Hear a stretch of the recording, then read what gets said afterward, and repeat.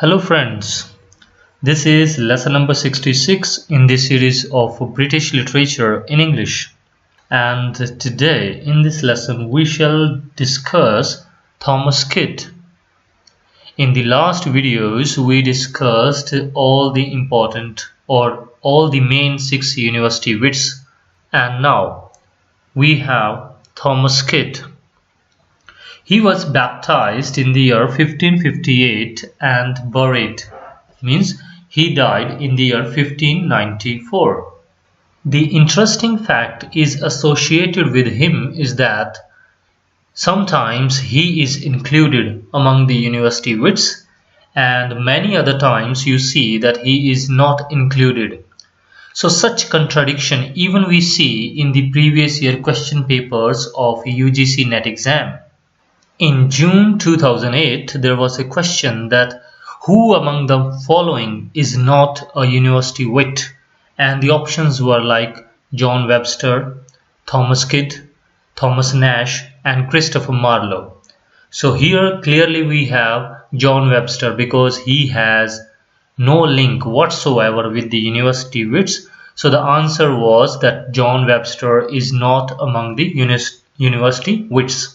So which means that they are including Thomas Kyd among the university wits. And then in December 2011 question paper, there was a question that who among the following is not a university wit? And there were the options like John Lilly, Thomas Nash, Thomas Kyd and George Peele. And now they are saying that Thomas Kyd is not among the university wits. So that sort of a contradiction is giving us a result. What is that? When you have these 6 people, these 6 university wits, Christopher Marlowe, Thomas Nash, Robert Greene and then Lily Lodge Peele. When you have any of these 6 people and then you have the name Thomas Kyd, and if they ask you among these 7, if there is anyone who is not belonging to the university wits, that is Thomas Kyd. On the other hand, if there is anyone else from these 7 people, like we have the name John Webster, if he is there and then they are asking that who is not among the university wits, then we choose John Webster. And otherwise, according to the question, we have to understand that these prominent 6 writers, they are the university wits, and according to the question we have to judge that whether the other suitable option is justifying the answer or not. If there is anyone apart from these 7 people, then we definitely go for them, that person is not a university wit. In another example, in December 2012, there was again similar sort of question and there were the 4 writers and they were associated with the group of university wits, and now among them we have the name Thomas Kyd. Other names were like Thomas Nash, Christopher Marlowe, Robert Greene. So we have to be fully sure of the other options given in the question. Only then we choose whether Thomas Kyd is belonging to the university wits or not. Anyway, now about Thomas Kyd, it is said that he was associated with Christopher Marlowe. So you remember Christopher Marlowe was charged for heresy and then he was imprisoned and put to death. So similar sort of a situation we have with Thomas Kyd. He was also put in the prison. Now there are several references we have. The first, the name is Thomas Heywood.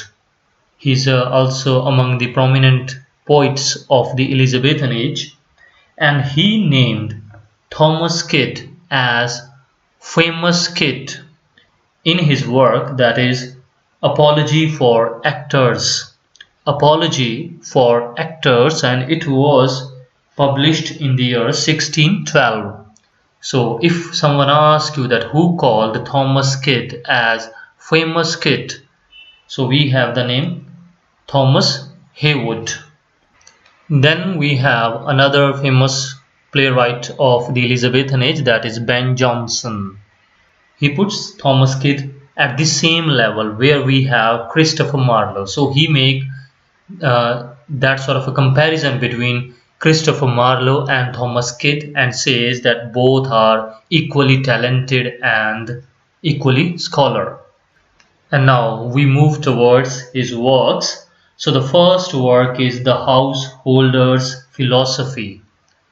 The Householder's Philosophy.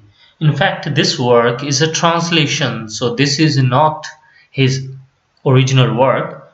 This is translated from an Italian work that is written by Torquato Tasso. Torquato Tasso is an Italian poet, and his work was translated into English, and the name is given as The Householder's Philosophy. Next we have several works like Solomon and Procida. Solomon and Procida, and this work is used in the another work. We have one famous work by Thomas Kyd, and that is The Spanish Tragedy.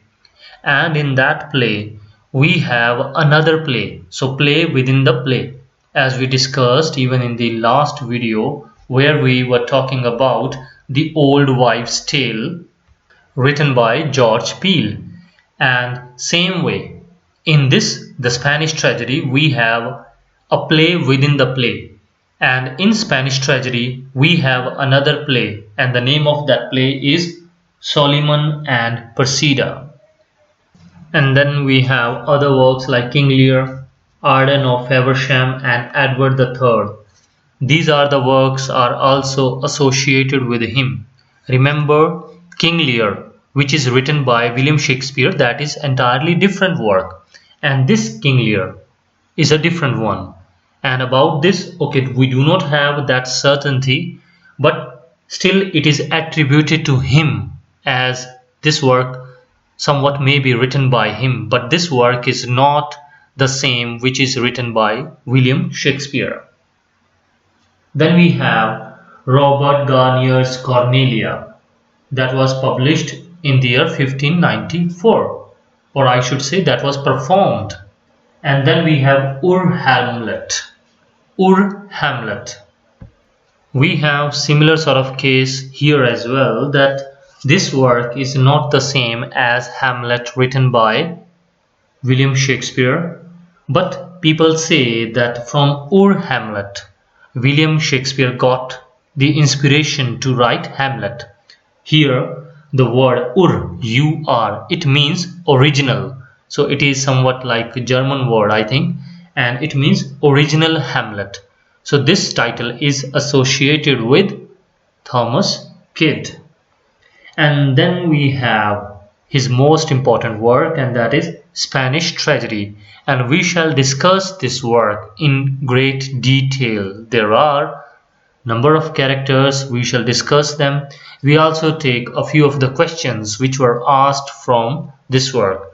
We have already discussed one question, that is about his association with the University Wits. So now about Spanish Tragedy. The one simple question was there, that what is the another title of this work, and that is Hieronymo is Mad Again. Hieronymo is Mad Again. So we have another title of this work, Hieronymo is Mad Again. Another reference point we have that Ben Jonson, the famous playwright of Elizabethan age, he himself acted in this play, and he performed the role of Hieronymo in this work. And this is the perfect example of revenge tragedy. So there is brutal killing, murders, everything, bloodshed on the stage. So this is the perfect example of Senecan Tragedy. So remember this name as well, Seneca. In the ancient time, in the 1st century BC, in Rome, we have this writer Seneca. He used to write that sort of a tragedies with bloodshed, killings. So by his name, now we have this term Senecan Tragedy, means where we have lots of killings, murders, bloodshed. So that is why this play is termed as the Senecan Tragedy. And there was a question as well in the previous years that under which influence this work comes Spanish tragedy, and the answer is Seneca or Senecan. Now, as earlier I mentioned that Ben Jonson played the role of Hieronymo in this work, Ben Jonson himself mentioned in some of his works Hieronymo. First, there is a work Cynthia's Revels. Cynthia's Revels, and then The Alchemist, a play by him, The Alchemist. In these works, he mentions Hieronymo. And then we have his another play, that is Every Man in His Humor. Every Man in His Humor. And here we have another interesting fact that William Shakespeare, he played a role in that play, that is Every Man in His Humor. So he played a role of a character in that play. Then we have T.S. Eliot. In modern literature, we have this famous name. His famous work is The Waste Land, and in that work he quote the title, The Spanish Tragedy. So this work, the title is used in this poem, Waste Land. Then we have a Nobel laureate, and the name is Ferit Orhan Pamuk. Ferit Orhan Pamuk, and he received the Nobel Prize in Literature. He is from Turkey, and he uses the word or the title Spanish Tragedy in his novel Snow in the year 2002. So these are the references about this work. Now we move towards the plot and the characters of this play. First, we have a little list of the characters. Before going into the characters, we take the plot line or the main background. We have two countries involved in this play. Spain, as we have Spanish Tragedy, and Portugal. Remember, everything or the most of the characters are from the country Spain. Most of the action, in fact I would say the entire action that takes place in Spain. From Portugal, we have only one prominent character, and that is Balthazar. Balthazar, and he is the prince of that country, Portugal, and he is a villain. So remember one thing about this character. Now we move or we come back towards the Spain. In Spain, we have first the central character or the hero of the story, that is Hieronymo, and the role is performed by Ben Jonson, as I mentioned earlier. So now who is Hieronymo? Hieronymo is the knight or the marshal of the Spain army. I would ask you that you should pen down these names and make their graph, as we have one side Portugal, and in that country we have Balthazar, and now in Spain we have Hieronymo and his family. Hieronymo, his wife name is Isabella, and then there is their son, and the name is Horatio. So Hieronymo, his wife Isabella, and then Horatio. Now, in Spain, we have another character, another villain character, that is Lorenzo. He is the son of a duke, and he is a nephew of the king of Spain. So we take king as the bigger one and duke may be the smaller one in Spain. So his uncle is the king of Spain. Lorenzo is a villain character. And apart from these characters, we have one more name, that is Belle Imperia. Belle Imperia, she is the heroine of the play, but she is not against, or she is not the heroine of Hieronymo. She is the prominent female character of the play, and She is the daughter of the Duke of Castile, and she is the sister of Lorenzo. So we have Duke and he has two children, Lorenzo and Bel Imperia, and we have the King of Spain. So these two children, Bel Imperia and Lorenzo, they belong to the royal family. Apart from these characters, now we have two more important personified characters. The first is the Revenge. Revenge frequently appears on the stage as we have revenge. So in this story we have murder, and then there are people who are supposed to take revenge from the enemies. So we have personified character Revenge that frequently appears on the stage and addresses the audience. And then we have a ghost of Andrea. Sorry, I forgot to mention this character Andrea.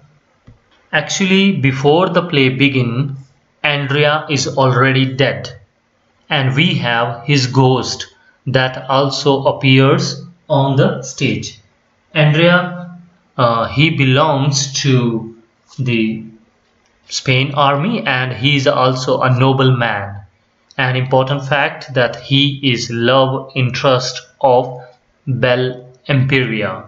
So this is the setting we have about these characters. Now, before we dive into the plot, I request you that you should go through these names, because these names are a bit awkward ones, and you should go through them once or twice so that whenever I mention the name, so you would be able to easily recall about which character I'm talking. So I start. First, in the historical background, we have Portugal and Spain. Spain is the main country, and this country is ruling over Portugal. So we have Spain, and this country is ruling over Portugal. And Portugal has rebelled against this rule. Now there is a fight between the Spanish army and Portugal army. And the Portuguese are defeated, and their leader Balthazar, who killed Andrea. So as I mentioned, Andrea is already dead before the play begins. So Balthazar had killed Andrea, and now Balthazar is taken as a prisoner by the Spanish army. This is all we get to know before the play begins.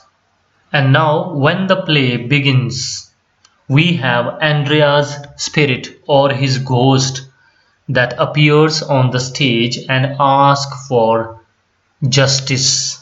Then we have the appearance of the another spirit, that is Revenge. So the spirit Revenge is assuring Andrea that the justice will be provided by the Revenge. And as I mentioned, that Balthazar is now taken as a prisoner.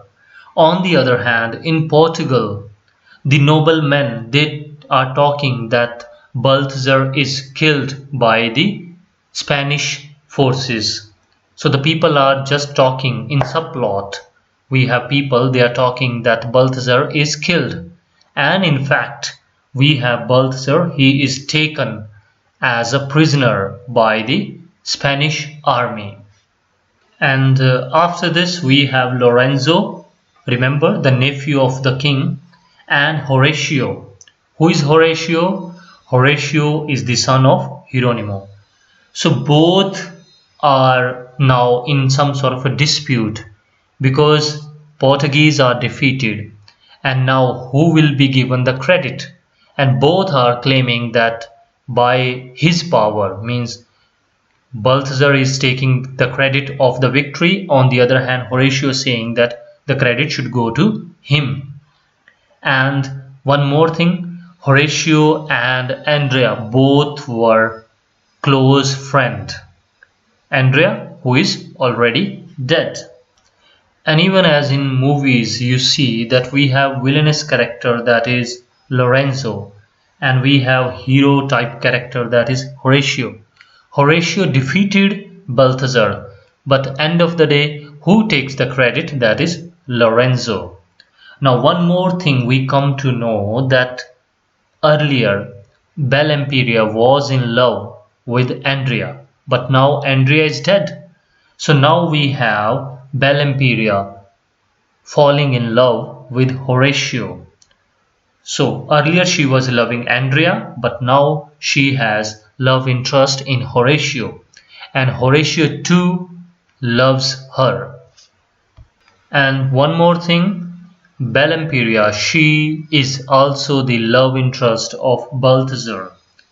Balthazar, he is in the prison, and he also has an eye on Belempiria. So now you just try to figure out what sort of picture we have. Balthazar, he killed Andrea, the love interest of Belempiria. So now simply we can understand that Belempiria has lots of hate for Balthazar. So she tries to torment Balthazar by expressing her love for Horatio. And what the King of Spain does now, he releases Balthazar from the prison, and the purpose he has, that he wants to heal the relationship. He wants to make good relationship with the people of Portugal, or the viceroy of the country Portugal. So, and one more thing he does, that he decides to marry Belempiria to Balthazar. So this is something, a worst decision taken by him. He decides to marry Belempiria to Balthazar.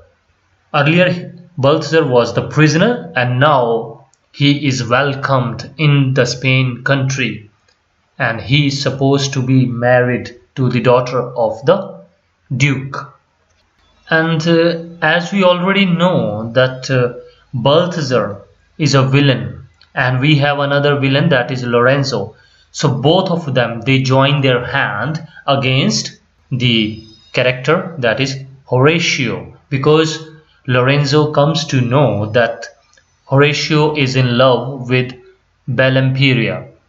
So both they join the hand and they want to kill Horatio. And eventually we hear this news, because Horatio is killed, and that is killed off stage, means his killing was never performed on the stage. Only we come to know through a news that Horatio is killed, and he is killed by the planning or the conspiracy of these two people, Balthazar and Lorenzo. And when Isabella, now try to recall who is Isabella.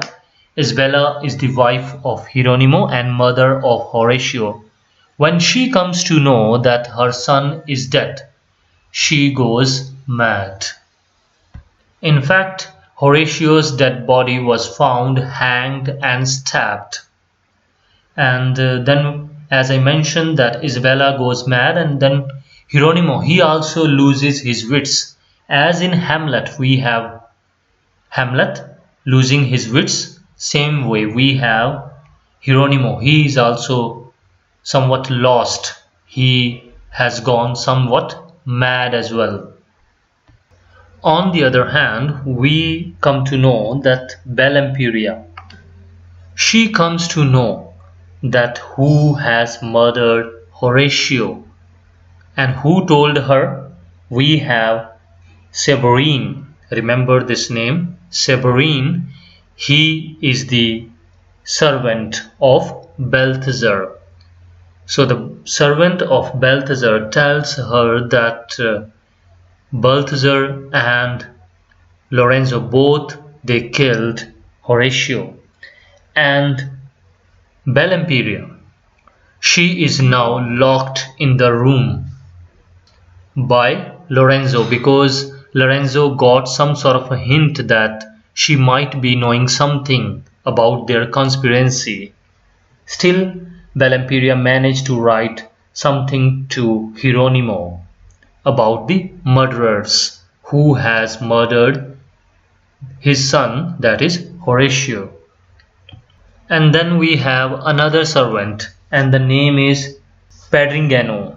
Okay, some sort of awkward name, Pedringano, and this servant is of Bellemperia. Now Lorenzo asked Pedringano to kill Severine so that nothing could be revealed to anyone. And later Lorenzo gets Pedringano arrested. So now Pedringano is arrested for murdering the servant. And we have Hieronimo. He is appointed as the judge to give the punishment. Hieronimo gives death punishment to Pedringano. Though throughout all these developments, Lorenzo is assuring Pedringano that nothing could be done to him. There will be no harm to him, but eventually Pedringano is put to death. And after this we move towards the final stages of the play. And as you know that Lorenzo now he's the prince almost, and his uncle is the king. So he has a great hold of the territory. So he has good control over the court. He is not allowing the character Hieronimo to meet the king, or every time he's making some excuses that the king is busy. On the other hand, Isabella, she commits a suicide. Now, Hieronimo is almost like a mad person, and he is looking to take revenge against Lorenzo and Balthazar. For this, Bellemperia and Hieronimo both show that they are pretending that now they have reconciliation with Balthazar and Lorenzo. So they are showing that now they forget whatever happened in the past. And after this comes the scene of the play within the play.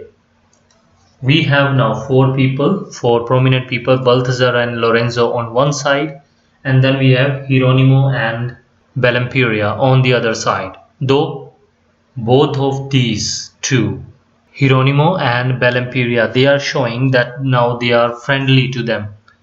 So they perform a play, Soliman and Procida, which I mentioned earlier in the beginning of the lesson. So they are performing this play. It is also a revenge tragedy, and while the performance of the play, we see some murders are taking place. First, Hieronimo uses the real dagger to kill Balthazar and also Lorenzo. Remember, Lorenzo was also taking part in the play, so he was killed, and also Balthazar was put to death. The prominent figures like the Duke and the King, they were also present there. So in their presence, these murders took place. Bellemperia, she now commits suicide when she sees that the ultimate revenge is taken, first from the Balthazar for the murder of Andrea, and then from Lorenzo for the murder of Horatio. So she is satisfied, and then she commits a suicide. After her death, we see Hieronimo. He tells the truth about whatever happened to the audience and also to the king, and then he bites his own tongue to prevent the torture. So he bites his own tongue, and then he kills the Duke, and then he killed himself. So that is how we see almost all the important major characters are dying in the end. And after all these deaths are taking place, we see Andrea and Revenge. They are appearing on the stage. So Andrea, the ghost Andrea, that is satisfied that finally the revenge is taken, and Revenge is also quite satisfied that yes, finally it is done. That is how we see the end of this play. So this is all about the main plot line of this play. We had several questions in the previous years from this play. So first, that which I earlier mentioned, that this play is influenced by Seneca, And then we had one more question where we had to match the character with the play. So Horatio was correctly matched with Spanish Tragedy. Another question was there, and it was asking which of these plays were belonging to the category of play within the play. So there were several options, and one of them was Spanish Tragedy. And even in Hamlet we have play within play. And one more question was there about the timeline when it was written. So according to that question, this play was written around 1585. So somewhere it was between 1580 or 90s. So it was 1585 according to that question. So that is all about Thomas Kyd. We quickly have a recap of what we have discussed. First, about the controversial thing that he is a university wit or not. Please remember that. Then there are several works by him, and the most important work, that is one Spanish Tragedy. And in that we have number of characters. Just to try to remember these names in the form of their relationships with each other. We have Hieronymo, his wife Isabella, and their son Horatio. Then we have the king and the duke. The duke had two children, Lorenzo and Bellampiria. Bellampiria, she had love interest in Andrea, who is already dead, and then she had love interest in Horatio, that was eventually murdered. On the other hand, we have villainous character Lorenzo and his partner. We can say, okay, he belongs to the other country, that is Portugal, but they both join the hand to murder Horatio. We have Balthazar, and then we have two servants. The first is Severine, that is the servant of Balthazar. Okay, these are minor characters, and then the another character, that is Pedringano. Pedringano, that is the servant of Bellampiria. So this is all we have for Thomas Kyd and the Spanish Tragedy. Thanks a lot for watching this lesson, and have a great day.